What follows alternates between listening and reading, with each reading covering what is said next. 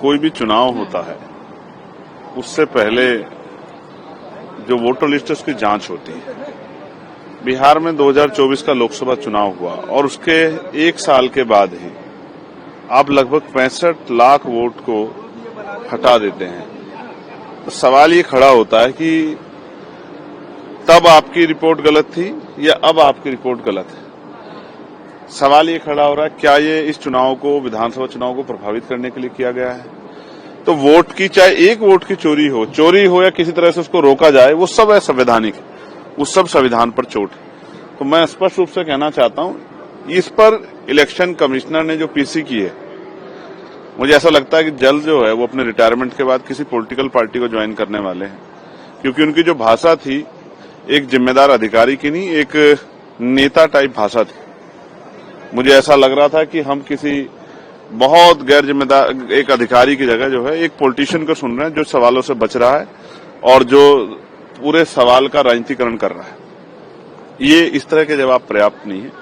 सवाल पूछा गया तो आपको जिम्मेदार से जवाब देना चाहिए, और जनता देख रही है, जनता आपको भी देख रही है, जनता विपक्ष को भी देख रही है, जनता सरकार को भी देख रही है, और जनता के मन में भय भी पैदा हो रहा है, शंका पैदा हो रही है। इसका जवाब जो है, जब सुप्रीम कोर्ट से बड़ा कौन है देश में, जब सुप्रीम कोर्ट ने आपसे 65 लाख मतदाताओं का डाटा मांगा है, जो आपने डिलीट किए हैं, जो आपने हटाए हैं, तो फिर आप जो है अब देरी क्यों कर रहे हैं, इधर-उधर की बात क्यों कर रहे हैं, क्यों पीसी कर रहे हैं? सुप्रीम कोर्ट का जो ऑर्डर है उसको फॉलो कीजिए और डेटा दीजिए तो पता लग जाए। अगर आप सही हैं तो सब चीजें स्पष्ट होने दीजिए, दूध का दूध पानी का पानी होना चाहिए। फिर इधर उधर घुमाने की बात की जरूरत क्या पड़ गई? कोई भी चुनाव होता है उससे पहले जो वोटर लिस्ट है उसकी जांच होती है। बिहार में 2024 का लोकसभा चुनाव हुआ और उसके एक साल के बाद ही आप लगभग 65 लाख वोट को हटा देते हैं। तो सवाल ये खड़ा होता है कि तब आपकी रिपोर्ट गलत थी या अब आपकी रिपोर्ट गलत है। सवाल ये खड़ा हो रहा है, क्या ये इस चुनाव को, विधानसभा चुनाव को प्रभावित करने के लिए किया गया है?